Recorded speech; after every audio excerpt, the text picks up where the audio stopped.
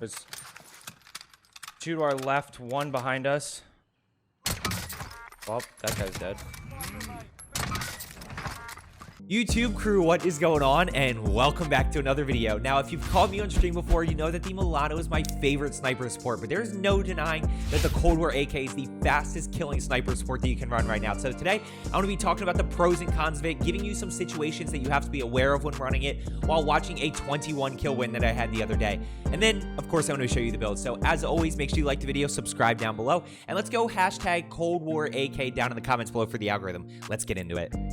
Okay, so I'm going to break down the build that I'm running for you at the end of the gameplay, which I hope you enjoy, but let's go ahead and talk about pros, cons, and situations that you need to be aware of. Now, when I talk about pros and cons, I'm comparing this to 4 main sniper supports: the EM2, the Milano, the XM4, and the Modern Warfare M4. And the first thing to understand that we need to talk about is what I said in the intro. The damage profile on this is very good. It absolutely melts people. But there's kind of one important aspect of this that's important to address, and that is your stomach shots and your limb shots, your toe shots, are the exact same value. So it's very forgiving, even though it has a slower fire rate than, the Modern Warfare M4 and the XM4, and it does have more recoil than these guns. It's very forgiving in the sense that if you hit somebody in the toe and you hit somebody in the chest, it's the exact same value. Now, once you start mixing in a headshot or two, then the damage and the TTK becomes very good on it. Now, next thing we want to jump into is the range. The range with the build that I'm running, the damage drop-off is right around 29 meters, which is really exactly the range you need for a sniper support. Anything over that range, you're probably going to have your sniper out and kind of going about it that way. So, it's really perfect for your mid to close range engagements, and even gives you a little bit of that in between. If, somebody's 25 meters away, you can still hit that really good damage profile.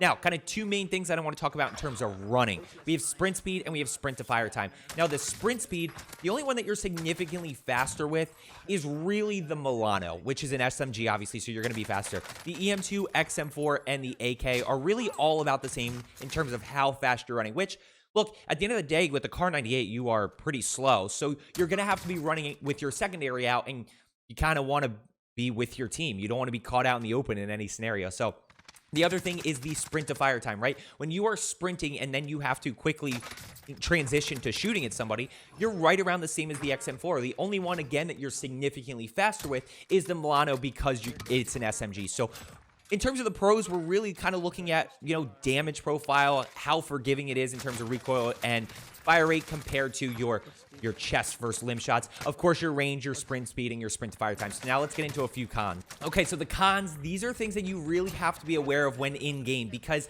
these are things that can cause you to actually die. And the first is going to be the lack of hip fire ability. Can you hip fire it? Yes, but you really have to be like right on top of somebody. Whereas the Milano, you have a little bit of distance for hip fire, and you can get a few bullets off before you actually, have to ADS.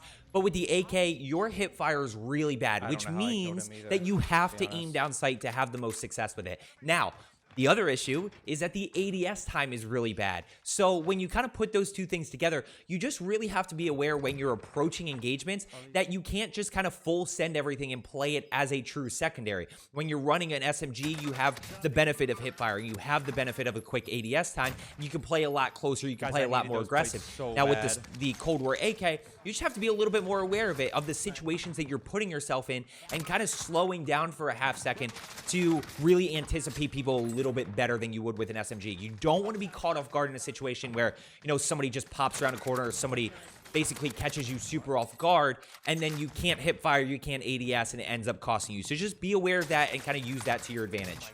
I'm just trying to say goodnight to my wife, and that dude's trying to beat me down with his gun. Anyway, I'll see you in a few seconds after we clutch this up for the build. Untitled? Yeah, he's on our way top. Got him. Right here. That team's going to push. Team pushing us from underneath.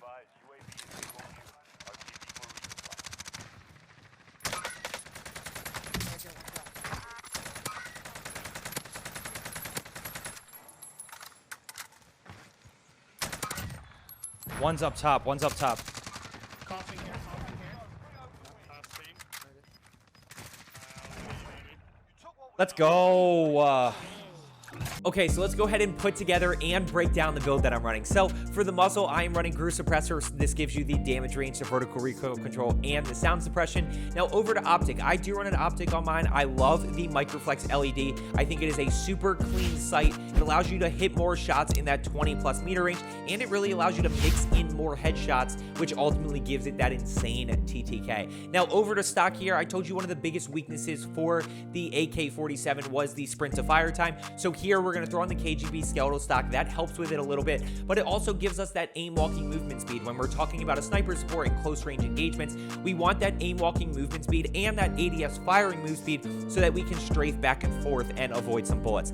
Now, the other weakness of the AK-47 is the ADS time, so we're going to throw the Serpent grip on it to give us a little bit more ADS time. And then last up, I am running the VDV 60 round fast mag. So all in all, there is the build that I'm running. As I always say, look, this may not be the perfect gun for you, but there is no denying that this is the fastest TTK for sniper sports. So go ahead and give it a shot, see if it's the best gun for you. Let's get better today, and I will see you tomorrow.